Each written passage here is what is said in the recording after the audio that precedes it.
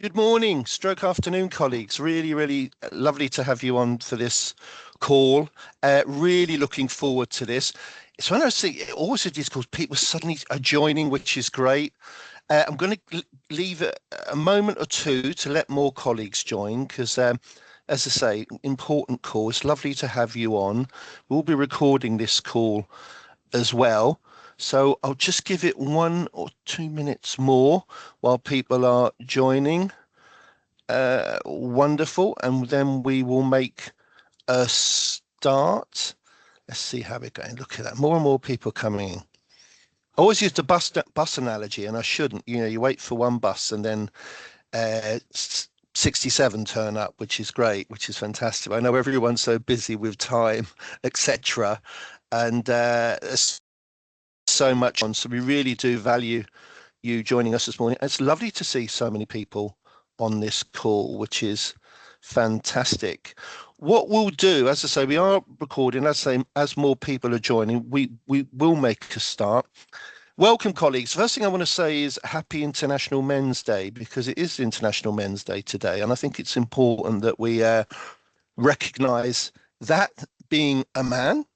But obviously, as I say, there's a whole range of things we could be talking about, and obviously, let's get the message out there, certainly about men's mental health, well-being. This call, as I say, I'm really delighted to sort of host and introduce. Prostate Cancer UK do a huge amount of amazing work, and it's a fantastic organisation, and I'm actually delighted to know them. And we've been talking for a while about doing a call to get the message out, and it just seemed to be perfect timing in terms of International Men's Day to sort of do that. So this call is really around supporting men at risk or living with prostate cancer. And it's going to be divided in, we're going to have some from prostate cancer, and I'll introduce Lubna in a minute to talk about the organisation, what they do and how they do it. We're going to have Andy. I'm not going to steal Andy. So Andy will come on after that and talk about his experience and share that with us. And then we'll have some time for Q&A at the end. But once again, thank you so much, colleagues, for joining. And people are still joining, which is absolutely fantastic. And with that, I'm going to hand over to Lubna now from Prostate Cancer UK, who's going to give us a little session on their work. Lubna, over to you. Thanks, Andy. My role at Prostate Cancer is I'm a health influencing senior officer, and I'm going to talk through with you some facts and figures about prostate cancer, some of the risk factors, and some of the ways that we've worked with stakeholders nationally as well to be able to give you a flavour of how we could work with you in your area. So to start off with, we're really going to look at why this conversation is needed. And what we have found is that there are just over 500,000 men who are living with or after prostate cancer. It's a staggering number. And that more than 63,000 men get diagnosed with prostate cancer every year, according to latest provisional figures.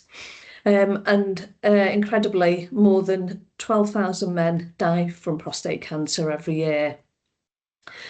So in terms of what we can do about this, there are 3 risk factors that we are aware of. Ethnicity is one of them. So what we know is that 1 in 8 men will be diagnosed with prostate cancer in their lifetime. In regards to black men, the number actually changes quite significantly. So it's 1 in 4 black men will be diagnosed with prostate cancer in their lifetime. What we know is that black men are more likely to be diagnosed with prostate cancer, and there is research being conducted to understand why this is the case. We also know that black men are diagnosed at a younger age, from 45 plus, and that the disease is a lot more aggressive as well. So it's really important for these 2 cohorts of men to know their risk to prostate cancer. Family history is also something that men should be aware of. So what we know is that men with a family history of prostate cancer are 2.5 times more likely to be diagnosed with prostate cancer. So, and then also age is the final risk factor. We know that as men get older, above the age of 50, it'll be slightly different for those with a family history, and for black men, that risk would be at 45. But for the general population who don't fall within that cohort, then we know that the risk of being diagnosed with any cancer actually does increase with age. So the key message here is that knowing your risk to prostate cancer is really important. So I'm going to go on to the next slide. So we conducted research a few years ago to understand what men knew about prostate cancer, and really the results were shocking. What we found is that only 54% of men realise that prostate cancer is the most common cancer in men. So there's a huge gap of knowledge there. 1 in 3 men knew that early stage prostate cancer often has no symptoms. So again, a huge gap in knowledge. And then staggeringly, only 1 out of 2 men think that 1 out of 2 men, think that they will be invited for a test. But the truth is that they won't be invited because we don't have a screening program right now. So this is why we need to work with partners like yourselves to redress the balance, fill in the gaps in terms of knowledge, get the balance of information out there as well so people have the facts, and so that men are able to make informed decisions about their health. So we're now going to show you a video that we made a few years ago that addresses the commonly held view that prostate cancer is the good cancer to get. Over to you, Jenna. Thank you. Let me tell you about the good cancer. You'll die with prostate cancer, not from it. It's a pussycat, not a tiger.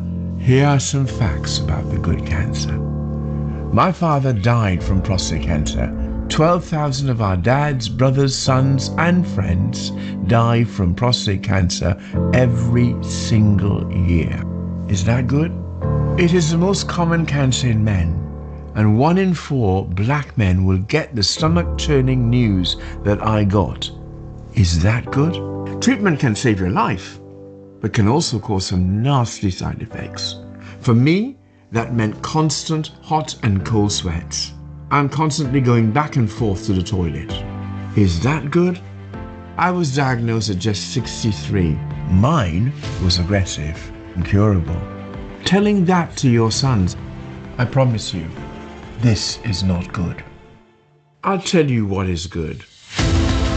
When my mate Tom comes up and hugs me and says, because of you, I caught it early. Now that's good.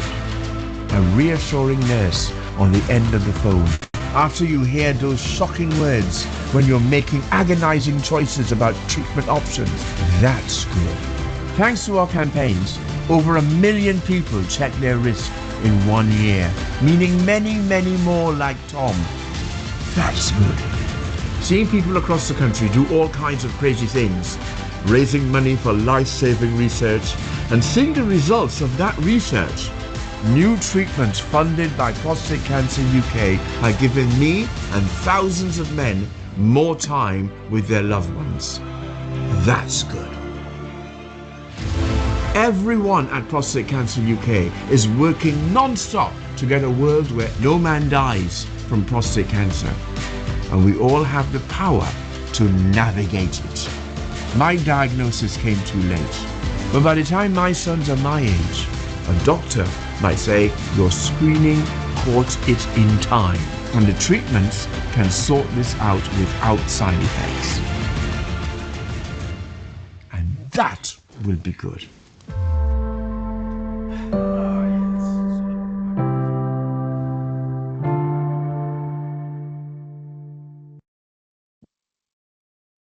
Thanks, Jenna. I absolutely love that video. Every time I see it, it really gets me. What I wanted to let you know is we do a lot of work to raise awareness, so that men know more about prostate cancer and their prostate health. But we do recognise that we can't do this on our own. We work with stakeholders as well as our supporters nationally to promote messaging, organise awareness campaigns and get messages out to men who need it and need to be informed about what they can do. We recognise that there are challenges along the way, particularly for Black men who face additional cultural and health barriers. And as a result, we've developed a Black health strategy to address this over the next 5 years. And so this is why working with the Department of Works and Pensions would be of a benefit. We know that you are the biggest governmental department, and we know that there are very effective, low-cost ways of working with us that will have huge impact. So some of the things that we are doing to engage with Black communities is we are sharing life-saving risk awareness messaging with them, engaging with Black communities. We're providing support to Black men who have been diagnosed. We're understanding as well, we're going to conduct some research into understanding why Black men are undertreated for their prostate cancer. That was a finding that came out a few years ago. We're also gaining insight from Black leaders in their communities to support with our strategy. And finally, we're supporting with delivery of projects nationally that are also targeting Black communities. So we would really love to work with you to support our messaging to communities, and particularly those who have poorer health outcomes.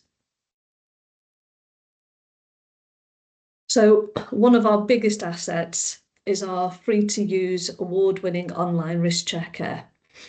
This provides those completing it accurate and up-to-date information that is in adherence to NHS guidance.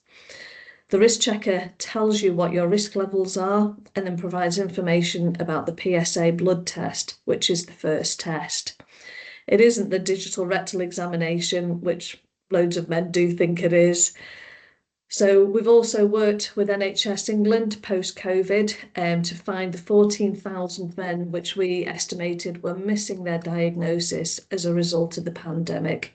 And we were really concerned that there were going to be lots of men who were going to be diagnosed at that very later stage, which obviously affects survival outcomes. Our 6-week campaign resulted in 23% increase in referrals. It was really a great success for us. The risk checker also won us awards for its innovation, and during that campaign we reached over 500,000 men. So again, that was absolutely fantastic. To give us further credibility, we submitted evidence to the British Journal of General Practitioners that concluded that the risk checker as an online tool can help reach men at high risk of prostate cancer and really help support them in making an informed choice about whether they want to have the PSA test. It was a proud moment when we reached over 2 million risk check completions earlier on this year. And so we really wanted to sing and shout about this. And so we did some PR about it and how it really is saving lives. And so this is a quote from Andy, where he said, "I had no symptoms when I was diagnosed, but because we caught it early, the options were just so open for me. That's why I highly recommend that every man over 50 does the risk checker." So I think that those words really say it all. So I'm now going to share with you just a couple of examples of how we've worked with different stakeholders nationally. So one of them was Barnsley Council. I'm living in Yorkshire at the moment, so this was really a proud moment for me. And they ran a localised risk awareness campaign. And what they did was they decided that they were going to use local language along with local men so that the messaging would really resonate with their communities. So we supported them with a bespoke risk checker link, which meant that we could give them data on how many people used the link. We also provided them with insights on messaging and content for the videos that, as I said, used their local men. So that helped to be able to address those myths that we talked about earlier on. And then they shared their content via emails to their staff. They used social media, they had posters, and they also got great local PR as well. The campaign was really successful and reached just over 800 men. And what they said, it was their first partnership with a charity, and they really were delighted with the outcomes. So we've got a video now then, which was created with one of their residents called David, and we're going to, Jenna, are you all right to play that for us? Thank you. My name's David, and I currently live and work in the Barnsley area. Early prostate cancer often doesn't have any symptoms. So my advice to men is to not hide behind a stone, speak about it, but certainly be tested. The test itself is very, very simple, not invasive. It is purely just a blood test, and that is just sent off, and obviously looking at different levels of the prostate. It is just a very simple blood test, nothing invasive at all. It's really easy to use a risk checker. Just go online and you just have to answer a few questions, and that explains the risk that you're at. You're 2.5 times more likely to be diagnosed with prostate cancer if your father or brother has been diagnosed.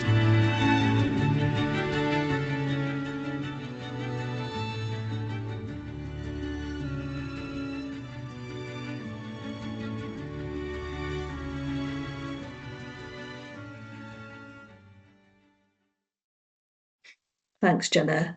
So that's really a great example of robust messaging. And we did some behavioural science insights as well a few years ago. So you'll notice that we didn't use any big numbers in there. We know that big numbers and talking about death also puts people off, and it creates a lot of anxiety. So these are some of the ways in which we'll be able to kind of like help support with messaging. And David was obviously had a local accent there, and he was able to share lots of key messages there as well to people in his community. So we also worked with Unite, which you probably lots of you will be familiar with, the trade union. And this was really another example of a great partnership. What we did is we focused on a particular region in the country. It was in the northeast Yorkshire and Humber area.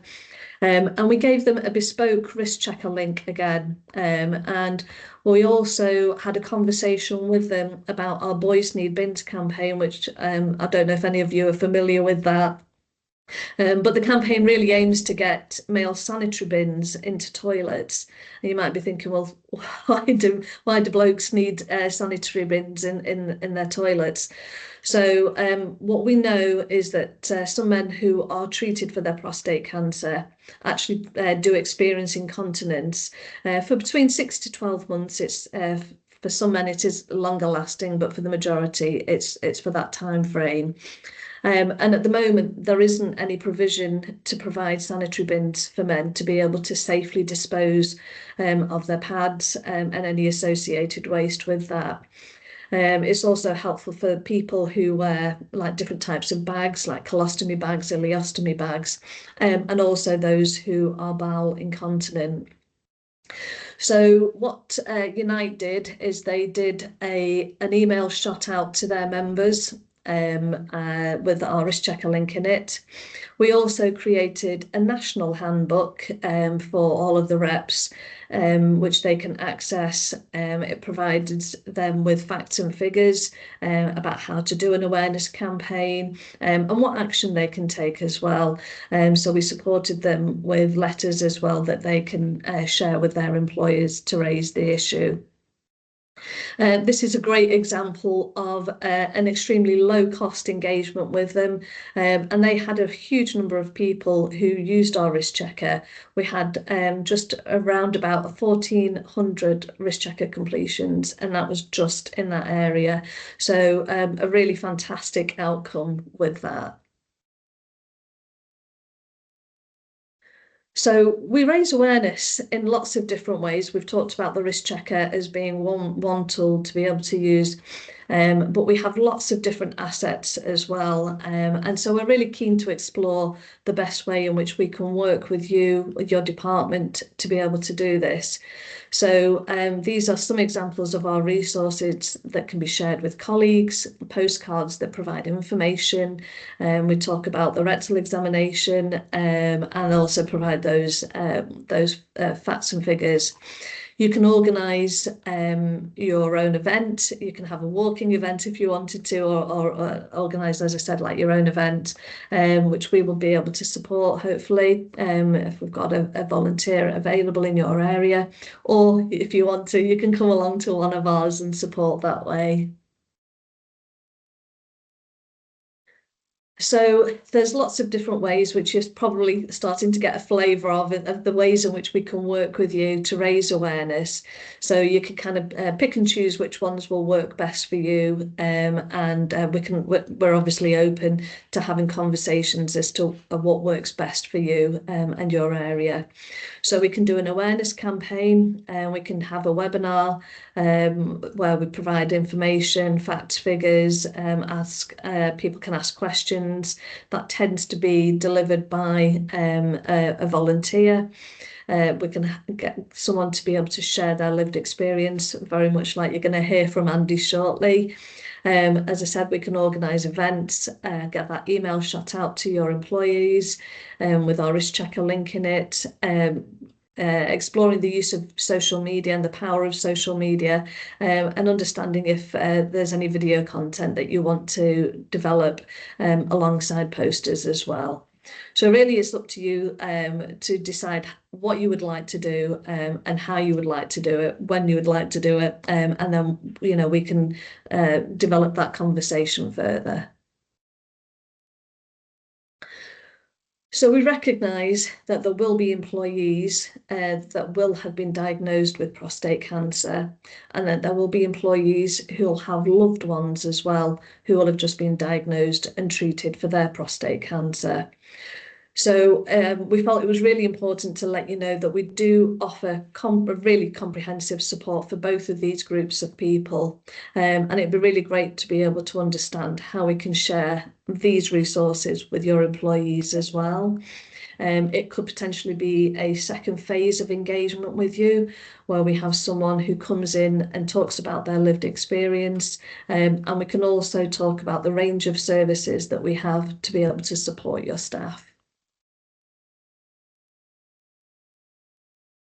So we know that many more people are going to be diagnosed over the coming years, because I think it's common knowledge that the population is the largest population is the aging population. It is increasing, and so what that means is that more men will be living with prostate cancer.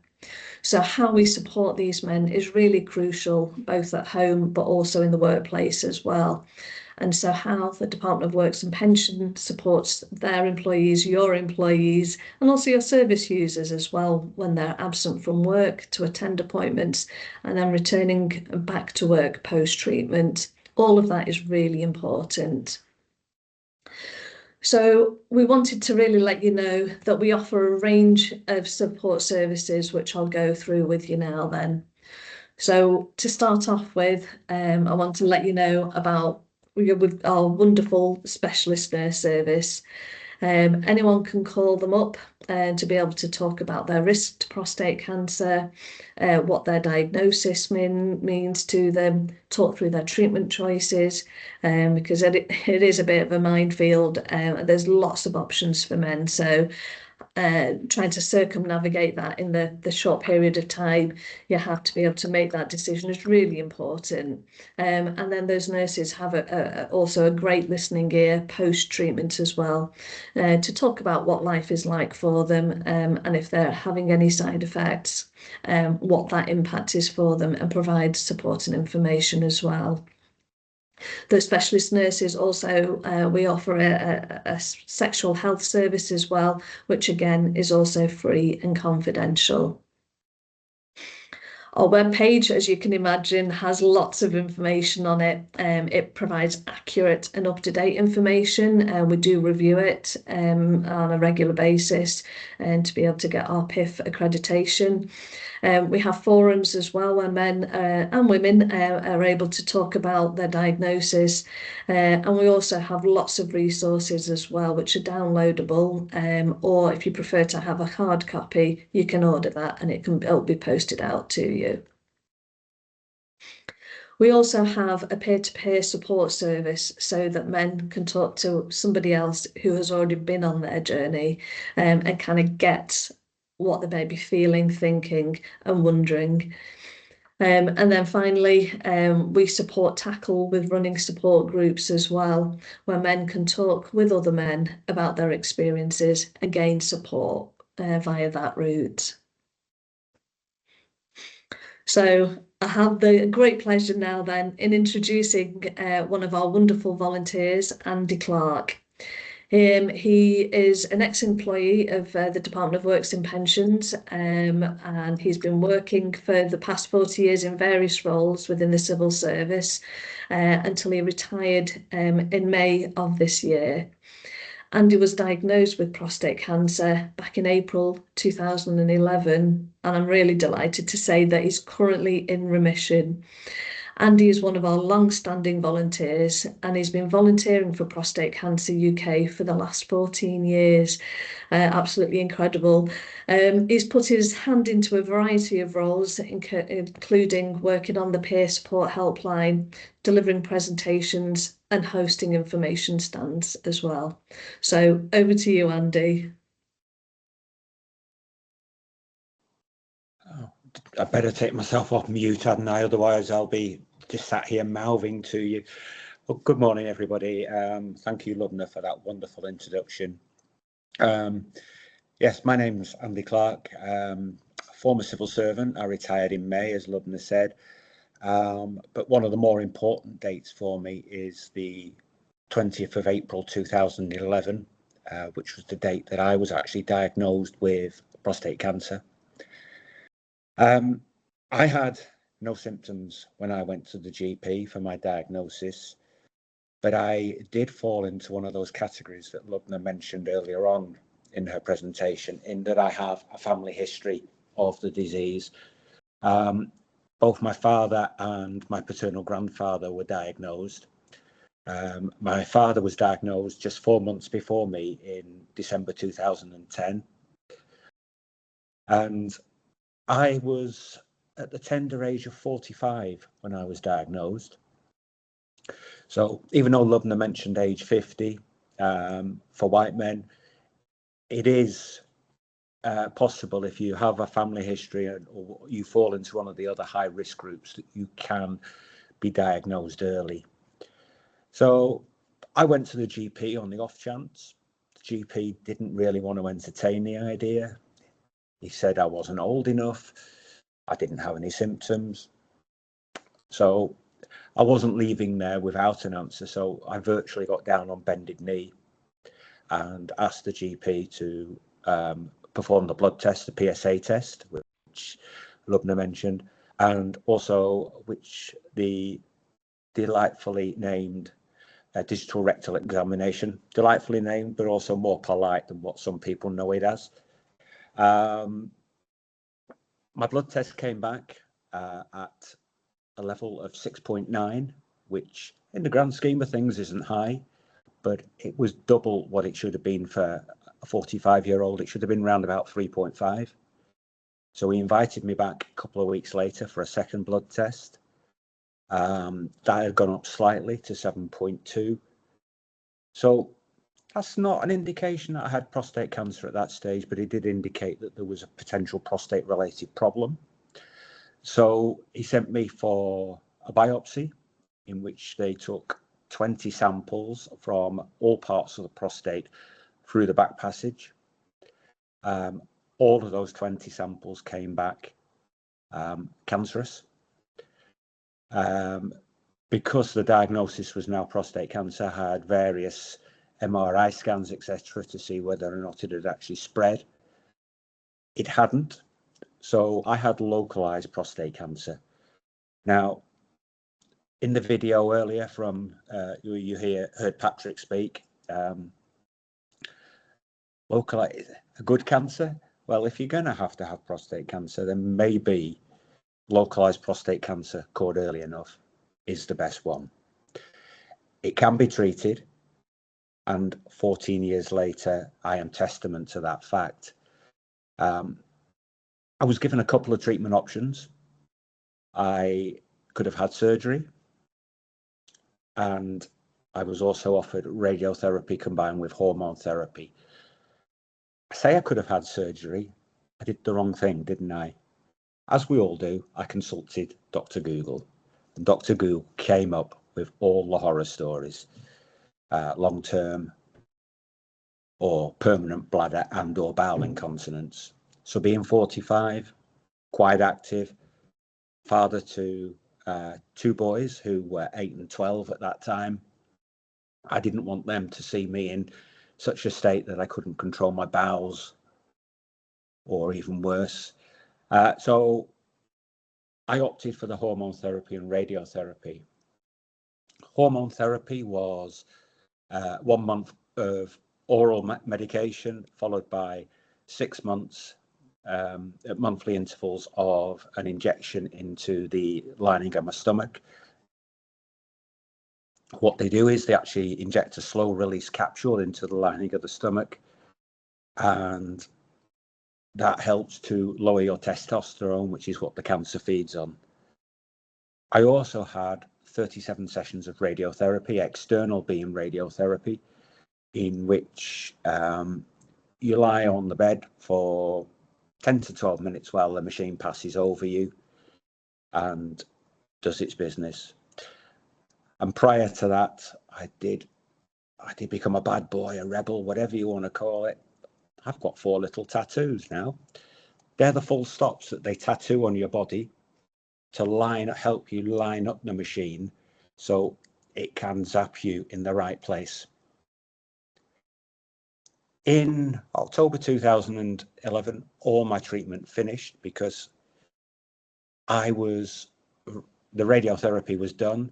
The hormone therapy, they thought about continuing it, but I was suffering greatly with fatigue.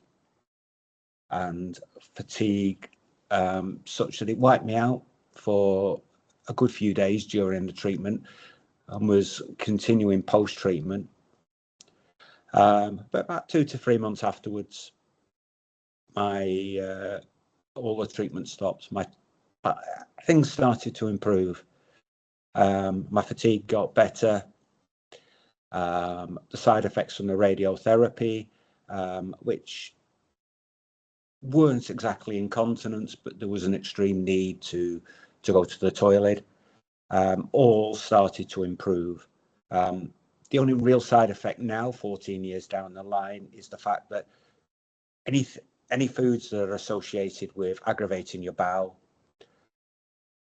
getting up to this time of year, Brussels sprouts for Christmas, beans, spicy foods, even some oils on salad. So you just have to make a lifestyle choice regarding diet. And that is the only real long-term side effect that I have. I was signed off by my oncologist after the 5 years, which is the norm for cancer sufferers.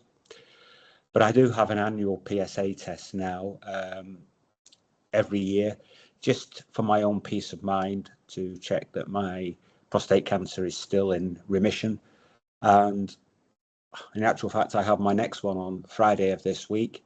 But at the end of last year, my PSA was 0.32. So it's almost negligible, really. And I feel as though I've rattled through that, but that is me living with prostate cancer. Lubna, do you want me to carry on, or I noticed there's a couple of hands up actually. I don't know when I was gonna say, should we take a few questions, Andy? Are you okay with that, Lubna, as well, if we bring people in while the conversation's going, because I must say, look, thank you for that. And Andy, thank you for sharing that. It's absolutely fantastic. Sean, did you want to come in? I think you were the first person.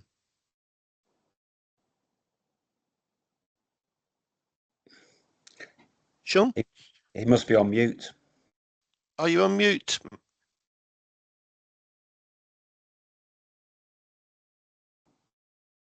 He's got stage fright, Tony. I hope we haven't muted everyone in the conversation.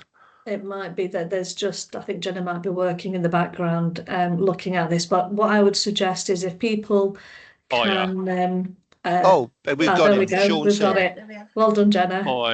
Yeah, thank you very much for that. It was very open of you and honest. I had issues over this year which people spotted that I meant to be in the toilet more than I was anywhere else, which I was aware, but I put my head in the sand.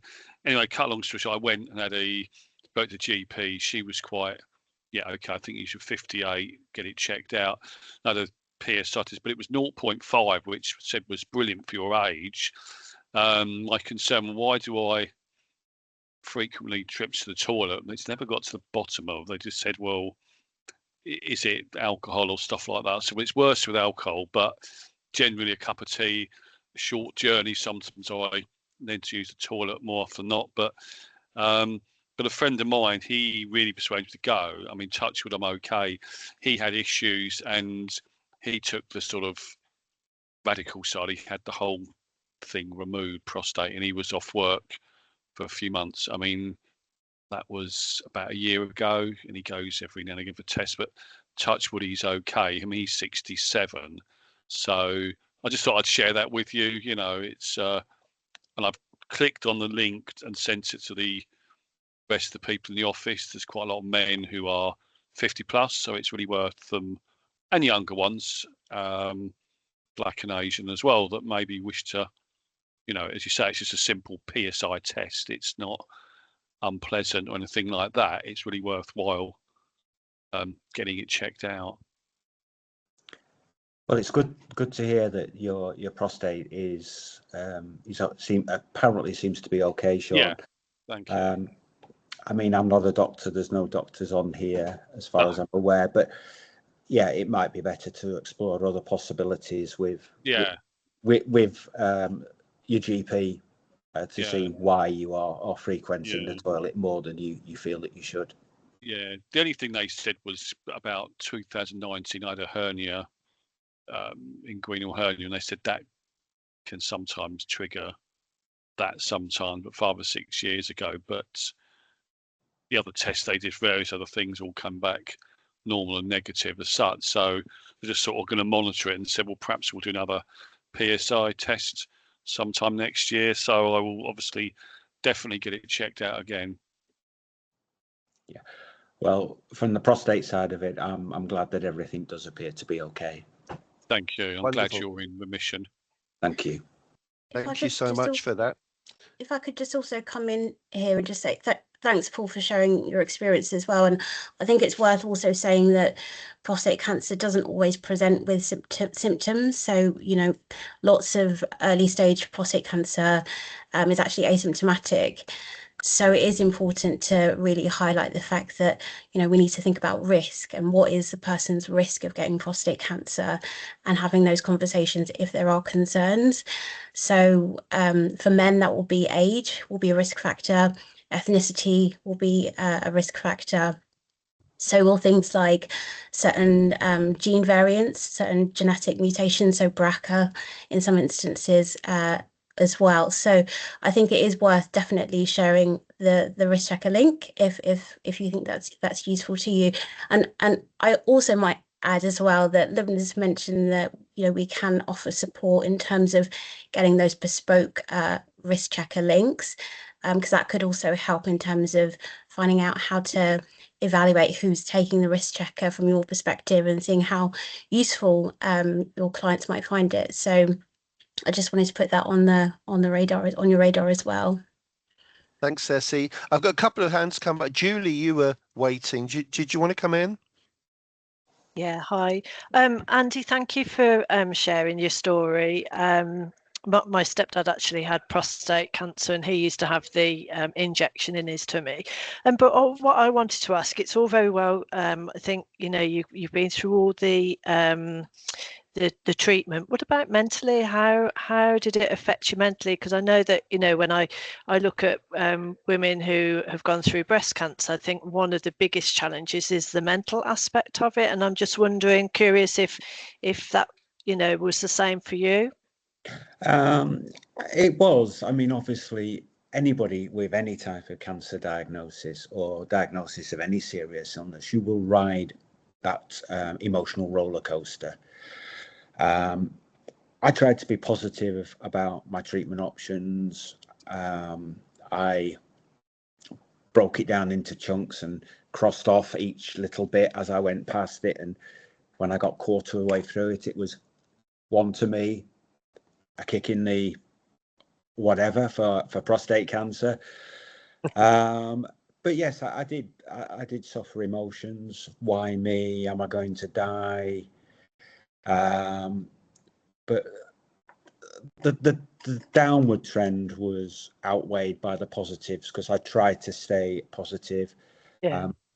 I'm a qualified FA football coach and ECB cricket coach, so I still went to coach cricket and football. And ironically, I was the fittest I had ever been at the time, and I was actually training to run the Great North Run for Prostate Cancer UK. So that kept me positive, and I did actually do the Great North Run that year, 6 weeks after finishing treatment. So it kept me on a high. Wow. And obviously the endorphins that are associated with exercise helped as well.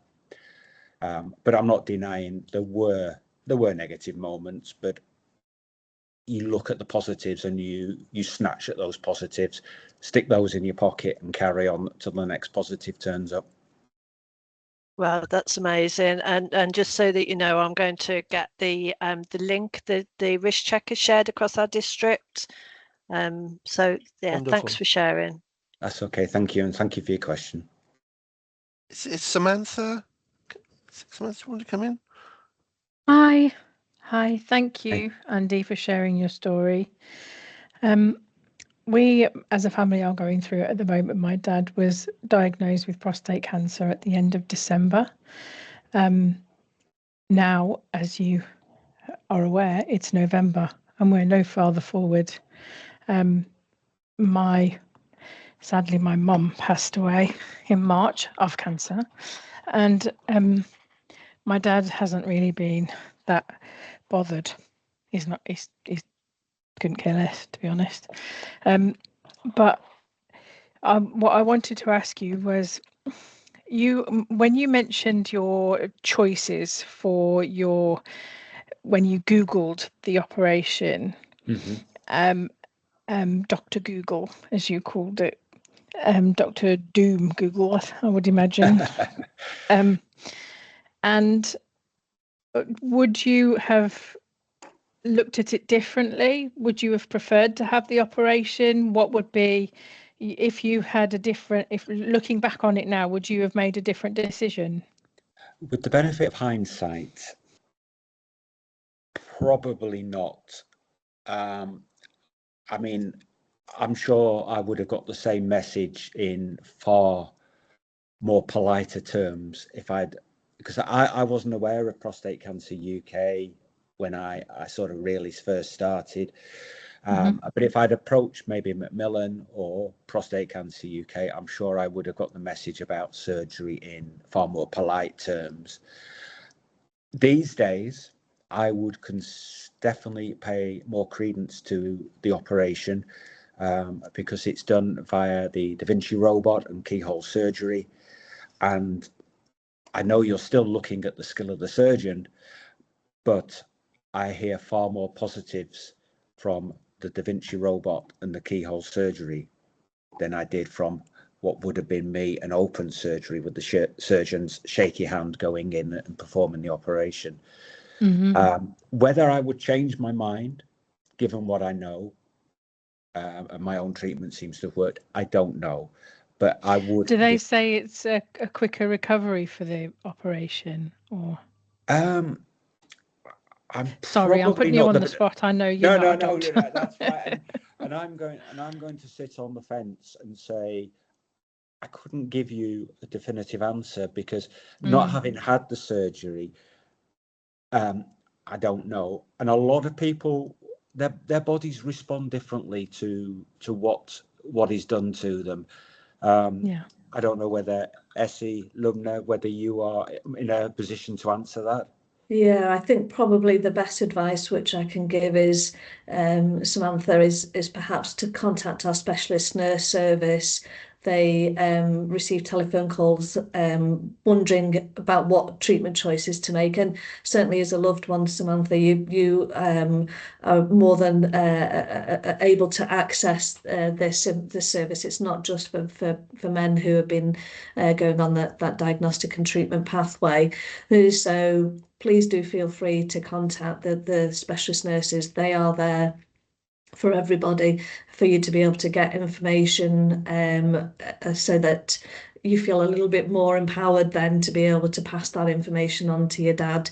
I appreciate that it's not easy because of the circumstances of everything that's happened over the past year. You know, if he wanted to call as well and perhaps get some information, the service is there for him as well. But certainly anybody can call that number, the telephone number, and we can put it in the chat for you.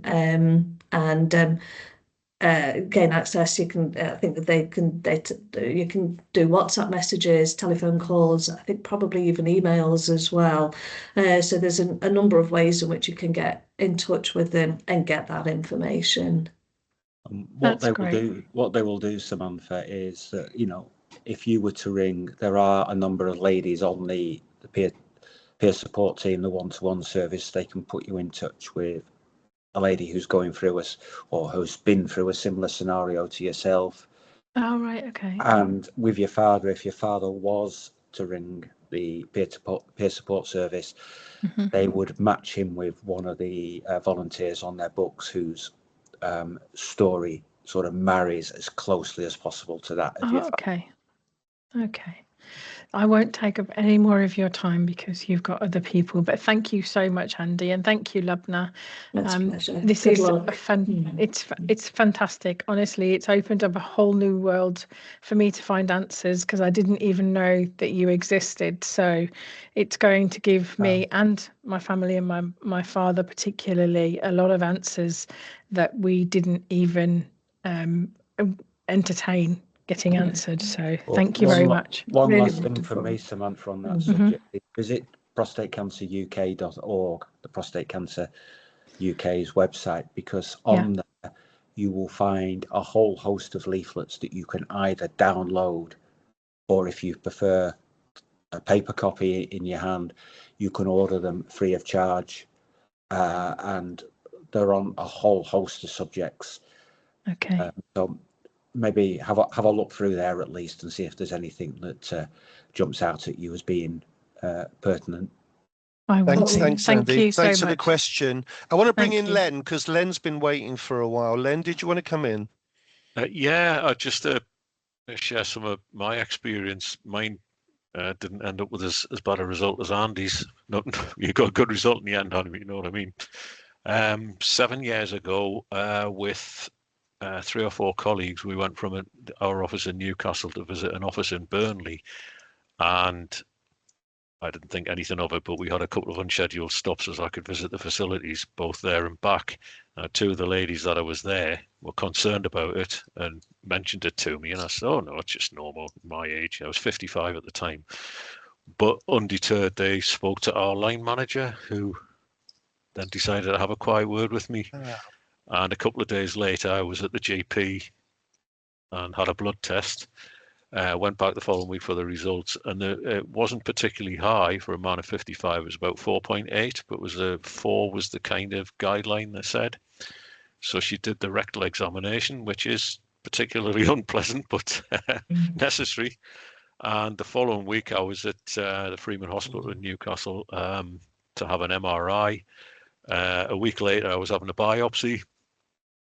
And they did find something, but it was inconclusive. So the specialist offered another biopsy, but said they could monitor it because it was inconclusive. It hadn't spread anywhere else. It was only on one side. So I just opted for the monitoring, and it was enlarged as well. Anyway, I've gone for the last 5 or 6 years relatively untroubled. I had medication, which didn't make a great deal of difference. I still have to go to the toilet rather frequently, but in the end of January, I was just at work and I needed to go to the toilet, and I passed blood. Everything that came out was just blood. So I contacted the GP, and they saw me straight away the next day and did another blood test. Now, what it said 6 or 7 years ago was that if my PSA level didn't go up to about 8, they didn't have any concerns. I would just have the regular blood test, but the PSA level was nearly 10. So I was straight back in for an MRI, a CT scan, another flexible cystoscopy. If ever you've had one of those, I don't recommend them. Not very pleasant. But so fortunately, there's nothing worse that they found there at this point in time. But I just have to be checked twice as frequently as I did before. But don't put off going to see the doctor. Had I not gone to the doctor in 2018, things might have been a whole lot worse. So don't put it off. It isn't that bad, even if you have the digital rectal examination. It's a few seconds of your life. It's not the end of the world. The biopsy isn't particularly pleasant, but it's not the end of the world. The consequences of not going through all of that are a whole lot worse. Can I just thank you for that, for sharing that? Sorry, you carry on. I was just. No, I was going to say the only thing that noticeable. I wasn't a big drinker anyway, and we had COVID came in about 18 months after all of this, so there was lockdown. But basically, I don't drink alcohol anymore. Maybe I had a pint on my birthday in August, but apart from that, it hasn't really affected my life adversely too much. Life still goes on. Unfortunately, I'm not in the position where I don't have to give up lime pickle or other spicy food, which I don't eat that regularly, but I still can't eat them. It's not the end of the world, and do go to your doctor if you have any. Don't be like me and wait until somebody sort of makes you go.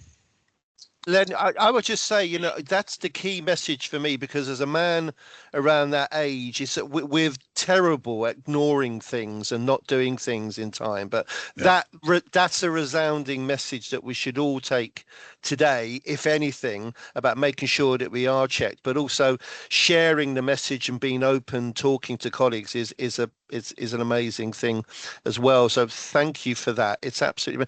Caroline, I'm conscious of time. I'm trying to get everyone in because I knew this would happen. We'll have so many people actually share, which is great. Caroline, did you want to come in?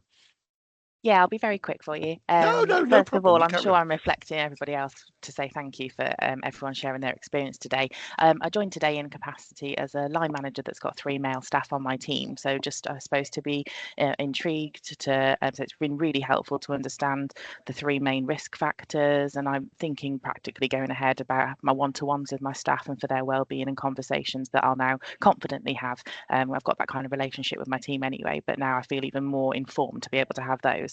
But you might have noticed that in my in the questions in the chat, something that stood out just as a very practical and logistical thing that I could do. As far as I'm aware, and I did during this call send a mail into our toilets just to check around. You mentioned about having the sanitary bins in there. Never would have thought of it before this call, but for the purposes of pads that might be used, or even if somebody's got stoma, for example. And I just wondered if anybody, and it might not be something that can be answered by yourselves from Prostate Cancer UK, but maybe from others in DWP, if anyone's got experience and has actually had them put in place in their office, and who we get the go ahead from to do that, because that's something that I'd love to make sure we've got in our office. We're a huge office of 120 plus staff, so just having that is a little thing just to support someone's well-being, whereas otherwise at the moment they might be going in there and thinking, where can I dispose of these things? Like I've worked with, like I've been the lead on the Boys Need Bins campaign, and we have worked with a lot of different partners, Caroline, nationally in regards to their implementation. We have some nice resources. We've got some Boys Need Bin logos, which people have used to be able to depict that there is provision within that particular bathroom.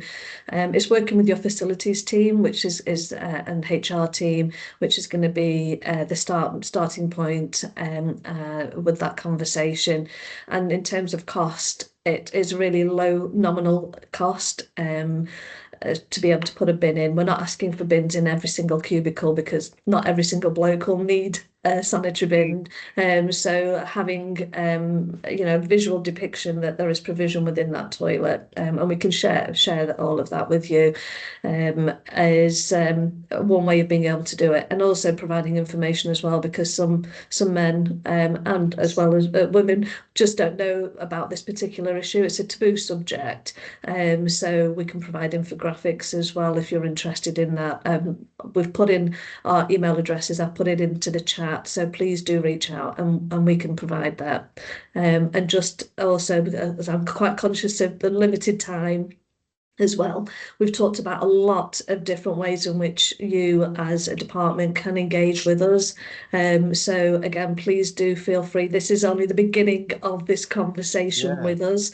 And there's real appetite. I can tell from the nature of the questions that we've had, there's concern, there's reassurance, there's information that we need to get out to, not only to yourselves, but also to people who are working with you. So it's really important that we get all of this out to you. So please do engage with us. We are a really friendly, welcoming team, and we can get things turned around for you, in a really nice, timely manner as well. So I would really shout out to you all to engage with us as best as you can. We're interested in working in all 4 nations. We're particularly keen to work with partners in Scotland because of the high rates there. 1 in 3 men who are diagnosed with prostate cancer are diagnosed at the late stage. So we want to turn the dial on that. And then there's obviously health inequalities which exist. So if you're in a deprived area, we really want to engage with you as well. I don't know if there's anything else, Essie, that you wanted to say. Jenna wanted to come in, actually. Lubna. Jenna, did you want to come in? Yes. Hi, team. Thank you so much for your participation. This has been just absolutely amazing to see. I've been lurking in the background and answering some questions in the chat. So I have linked our specialist nurse service in the chat as well. And Essie has linked our Boys Need Bins and incontinence page as well in the chat. If you have any questions, and that's kind of the best place to get started. Lubna has linked her and Essie's email. Also, please feel free to email me, and our campaigns email I'm going to drop in the chat as well is one of the best and easiest ways to communicate with our entire team working on these projects. So I'll drop that in the chat as well. But thank you so much. Just make sure you check those links that have been dropped in there. Yeah, I just wanted to say a massive thank you to Prostate Cancer UK, and obviously they are a wonderful team. You can see that, and yeah, please make contact. Essie, did you want to come in? Yeah, I just wanted to say thank you to everyone that shared their personal experiences as well. We don't take that for granted. We don't take that lightly. Thank you for the honesty and the vulnerability in asking questions. If anyone does have any concerns about symptoms, please do check out our specialist nurse contact details as mentioned. But I just wanted to take the opportunity to say thank you. And also just a reminder that if anyone is interested in working with us with our bespoke QR codes to our risk checker, do get in contact. I just want to say 3 things quickly before we finish here for DWP colleagues. I think 1, please get this message out to colleagues that are not on this call today, and get it out to our partnership managers, employer advisors as well. I think this is something we should be sharing with employers and partners as well in terms of raising awareness. And as I say, colleagues from Prostate Cancer UK have said that they're available for chat. There is a way in to talk to them. I think volunteering we've mentioned as well, and I think there are volunteering opportunities. Andy spoke so eloquently about his experience and given so much back. I think obviously colleagues within DWP, we could be thinking about what that means for us. I think there's other opportunities as well for maybe customers and colleagues to get engaged as well. So, you know, those are the key takeouts for me. I think this is the start of a journey for us, because this is the first call we've done. So I'm so pleased this worked out so well. Please, let's keep the door open. I think we need to do a lot of thinking about what we do in this space, DWP. We are the biggest department across government. We can maybe be sort of leading on some activities as well. So let's keep the communications going. And I can only thank you all for joining the call, and thank you so much, you know, Andy, Lubna, Essie, the whole team, Prostate Cancer UK, for your support and what you're doing here. It's absolutely amazing, and it's been a great call. And please enjoy the rest of International Men's Day, but let's keep this conversation going, please. Thanks, Tony, and thank you, Andy, as well for coming along as well. No problem. Well, with that, we'll end this call. Enjoy the rest of your day, colleagues. Thank you. Thank you. Goodbye, everybody. Thank you so much. Bye, everyone. Thank you. Thank you. Bye-bye.